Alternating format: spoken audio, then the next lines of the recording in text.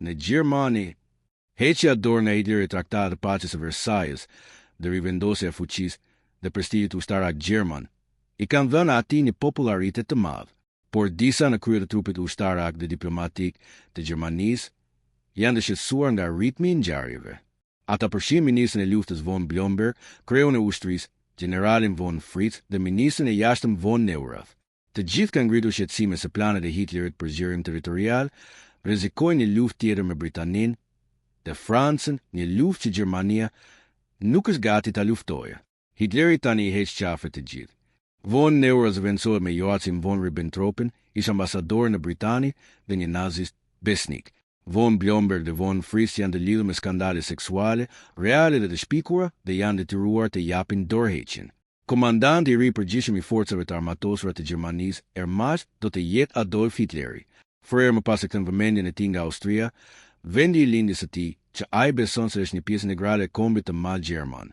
Në shkurt, ai kërkon që kancelari austriak Kurt Stussnig të vendosë nazistët kryesor në krye të forcës së tij policore dhe ekonomisë. Në impresion të jashtëzakonshëm nga fëmijët e tij shumë i madh, Stussnig shpall një referendum. Austriakët do të vendosin vetë nëse duan të bëhen pjesë e Gjermanisë, një bashkim i njohur si Anschluss. Hitleri është i tërbuar. Ai pret që çdo referendum të manipulohet. Ai urdhëron një sili ushtarake gjermane në kufi dhe kërkon dorëheqjen e Stussnig. Më 11 mars, Stussnig jep dorëheqjen. Njësi gjermane hyn në Austri të nesërmen gjithsesi, me pretekstin e rivendosjes së ligjit dhe rendit. Njësive austriake urdhërohet të mos rezistojnë nga kancelari i ri, Arthur Seyss i quar udhëheqës i partisë naziste austriake. Çështja e Anschluss e ka ndarë thellë Austrinë. Shumë e mbështesin atë me pasion dhe dalin me mira për të mirëpritur trupat gjermane. Hitleri mbërë më vonë atë ditë duke u ndalur shkurtimisht në qytetin e tij të lindjes, para se të bëjë një hyrje triumfale në Vjenë më 14 mars. Më vonë, një referendum austriak i manipuluar plotësisht jep një rezultat për 99. 7 miratimi për Anschluss. Larg festimeve, nazistët fillojnë të mbledhin kundërshtarët politik. Përfshirë ishte kancelarin Stussnig, i cili do të kalojë 7 vitet e ardhshme në një kamp përqendrimi. Hebrejt vienezë shënjestrojnë dhe rrihen nga nazistët austriak, të ndihmuar nga pushtuesit gjerman. Disa vriten. Të tjerë detyrohen të fshin sloganet antinaziste nga rruga para turmave që talleshin. Britania proteston pafuqishëm. Ashtu si edhe Franca, megjithse në mes të krizës është përqendruar nga rënja e një qeverie tjetër. E vetmja fuqi që mund të kishte ndërhyrë në mënyrë kuptimplot është Italia. Në fund të fundit, ishte Mussolini ai që kishte parandaluar aneksimin e Hitlerit në vitin 1934. Por të dy diktatorët tani janë aleatë të fortë, ndërsa të dy vazhdojnë të ndërtojnë perandoritë e tyre të reja. Deri në maj të vitit 1938, Shtetet e Bashkuara janë mjaftueshëm të alarmuara nga sulmi i Japonisë ndaj Kinës dhe kërcënimi i luftës në Evropë, saç fillojnë të riarmatosen. Atë muaj, Kongresi miraton aktin e 2 Vinson për të rritur forcën e marinës amerikane me 20 Ndërkohë, Hitleri drejtohet objektivit të tij të radhës, siç përshkruhet në memorandumin Hosbash të vitit 1937 Çekoslovakia. Më shumë se 3 milion gjerman etnik jetojnë në zonat të vendit që ata i quajnë Sudetenland. Shumë prej tyre duan bashkim me Gjermaninë. Hitleri synon të nisë një luftë të shkurtër për të bashkuar këta gjerman sudet brenda rajut, ndërkohë që do përgjakte edhe ushtrinë e tij të re dhe do të shkatërronte Çekoslovakinë, të cilën ai e konsideron si një kom të rem të krijuar nga Traktati i Versajës. Në teori, Franca dhe Bashkimi Sovjetik janë zotuar të mbrojnë Çekoslovakinë nga sulmi. Pozicioni i Britanisë është më i pagjartë. Vendi është ende mirisht i papërgatitur për konflikt dhe publiku i tij nuk do ta durojë luftën me Gjermaninë për një rajon për Gjerman të Çekoslovakisë. Në vend të kësaj, kryeministri Neville Chamberlain shpreson se paralajmërimet e ashpra dhe kërcënimi i ndërhyrjes do të jenë mjaftueshme për ta penguar Hitlerin nga sulmi. Në maj, ka raportime për një grumbullim ushtarak gjerman në kufirin çek. Thashëdhemët janë të rreme, por shkaktojnë një frikë të madhe lufte në të gjithë Evropën. Civilët në qytete presin të bombardohen brenda pak orësh nga shpërthimi i luftës. Deklaruar, ekspertët ushtarak e kanë parashikuar këtë. Shumë prej tyre së shpejti do të pajisen me maska në rast se përdoret gaze helmues. Kriza vazhdon atë verë, ndërsa ushtria gjermane përgatitet për ca se gren një sulm ndaj Çekoslovakisë i planifikuar për në fillim të tetorit. Hitleri tashme ka amensuar se Britania dhe Franca nuk do të ndërhyjnë për të shpëtuar Çekët. Për çdo rast, ai jep ura për të forcuar mbrojtjen e kufirit perëndimor të Gjermanisë, Estau, dhe për të përshpejtuar prodhimin e nëndecëve dhe anijeve luftarake. Por disa general gjerman mbeten thellësisht të alarmuar nga plani i Hitlerit. Ata e paralajmërojnë Hitlerin se nëse francezët ndërhyjnë, mbrojtja perëndimore e Gjermanisë do të mposet brenda disa javësh. Generali Beck, shefi i shtabit të përgjithshëm, jep dorëheqjen.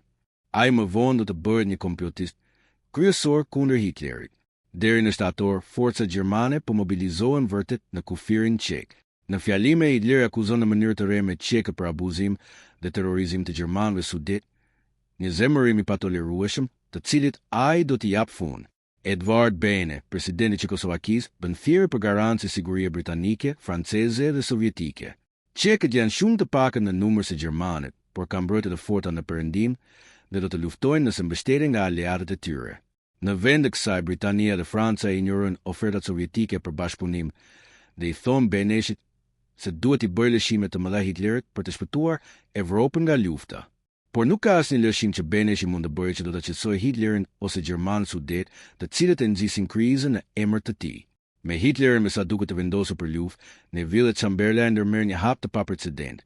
Duke lënë menjan franceze, ai fluturon vetë për në Gjermani për të takuar me Hitlerin në stren e tij në majtë të malit Bavarës, Berghof. Ai është i vendosur ta zgjidhë çështjen e sudetëve në mënyrë paqësore dhe ta parandalojë të shndërrohet në një luftë evropiane, një rezultat që i trembet shumicës në Britani, Francë dhe Gjermani. Negociatat e ashpra kulmojnë 2 javë më vonë në një konferencë në Munich. Britania, Franca, Gjermania dhe Italia përfaqësohen. Çekoslovakia dhe Bashkimi Sovjetik jo. Në fund të fundit, Hitleri detyrohet të tërhiqet nga kërcënimi i tij për veprime ushtarake. Marrëveshja përfundimtare ja lëshon Sudetenlandin Gjermanisë, me Hitlerin që deklaron se nuk ka kërkesa të mëtejshme ndaj territorit çek. Në javët në vijim, si Hungaria ashtu edhe Polonia përfitojnë nga problemet e Çekoslovakisë për të zbatuar pretendimet e tyre. Polonia pushton Trans-Olzën me popullsinë e saj të madhe polake, ndërsa Hungaria rrimer territorin e mëparshëm në Slovakinë Jugore. Chamberlain dhe kryeministri francez Daladier mirëpriten në shtëpi si heroni, burrat që ka shpëtuar Evropën nga lufta. Por politika e tyre e pasimit bazohet në një keqinterpretim fatal të karakterit dhe qëllimeve të Hitlerit. Ata shpresojnë se ai do të respektojë angazhimet që ka bërë në Munich.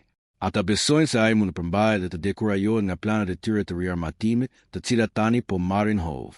Por në të vërtetë, Hitleri është i tërbuar që është privuar nga lufta e tij e vogël në Çekoslovaki. Dhe herën tjetër, i siguruar për dobësinë e Britanisë dhe Francës, ai do të këmbënguar në një rezultat ushtarak. Për kundërshtarët e fashizmit kudo, marrëveshja e Muniut është një goditje e hidhur. Zhgënjimi është veçanërisht i rënë midis forcave republikane në Spanjë, të cilat luftojnë në luftën civile kundër nacionalistëve të Frankos. Viti 1938 luftime të përgjithshme në Terror, pastaj një ofensivë nacionaliste përmes Aragonit që ardhi në det, duke e ndarë Spanjën republikane në 2 pjesë. Republikanët nisën një kundërshund të dëshpëruar për te lumit Ebro, por ushtritë e tyre shkatërrohen në luftime më të ashpra të luftës. Atë nëntor, në Paris, një diplomat gjerman vritet nga një adoleshent hebre. 2 net më vonë në Gjermani, nazistët përgjigjen duke nxitur një masakër mbarkombëtare. Hebrejt, bizneset e tyre, sinagoga dhe madje edhe varrezat janë në shënjestër. Sasia e xhamave të thyer ngjall emrin Kristallnacht. Qindra hebrej vriten. Rreth 30.000 burra hebrej arrestohen dhe mbahen në kampe përqendrimi për disa javë. Dhuna dhe vandalizmi raportohen gjithësisht nga gazetarët e huaj. Në të gjithë botën, barbarizmi nazist denoncohet dhe shba tërheqin ambasadorin e tyre. Në Azinë lindore, pushtimi i Kinës në Japonia vazhdon, pavarësisht bisedimeve të pasukseshme të paqes të nxitura nga ambasadori gjerman. Në mars, parlamenti japonez miraton një listë të mobilizimit të përgjithshëm shtetëror, duke i dhënë qeverisë kontroll pothuajse të plotë mbi ekonominë, industrinë dhe median për të përmbushur nevojat e luftës. Atë pranver ka luftime të ashpra rreth Gjuzhou, ndërsa japonezët përpiqen të lidhin fitimet e tyre dhe të marrin kontrollin e hekurudhës jetësore veri jug. Luftimet janë të ashpra me rreth 1 milion ushtarë të përfshirë. Në prill, kinezët fitojnë fitoren e tyre të parë të madhe ndaj japonezëve në Taizhuang. Është një nxitje e madhe morali, por humbjet e mëdha dhe kërcënimi i rrethimit i detyrojnë kinezët të tërhiqen në jug. Betejë tjetër do të zhvillohet për Huanin, për të ngadalësuar përparimin japonez. Udhëheqësi kinez Chiang Kai-shek merr një vendim çuditërisht të pamëshirshëm. Ai jep urdhën për të hapur digat për të përmbytur qëllimisht pellgun e lumit të verdh. Popullsia civile nuk merr asnjë paralajmërim. Si pasojë drejt për drejt, rreth 900.000 fshatar kinez humbasin jetën nga mbytyja, uria ose sëmundjet. 4 milion bën refugjat. Është katastrofa më shkatëruese e shkaktuar nga njeriu në histori. As nuk e shpëton Huanin. Për më shumë se 4 muaj, zhvillohet betejë më e madhe dhe më e përgjithshme e luftës sino-japoneze. Gati 3 milion trupa përfshihen në luftime. Kinezët kanë numër më të madh, por japonezët kanë servitje më të mirë dhe armë moderne për fshirë gaz helmues. Humbjet nga të dyja palët në luftimet dhe sëmundjet janë të mëdha dhe të vështira për të përcaktuar. Në tetor, japonezët zbarkojnë në Canton dhe marrin qytetin kundër rezistencës së lehtë. Ky veprim ndër për rrugën me të cilën afërsisht 80 e furnizimeve të huaja arrin Kinën nacionaliste dhe forcat e saj të armatosura.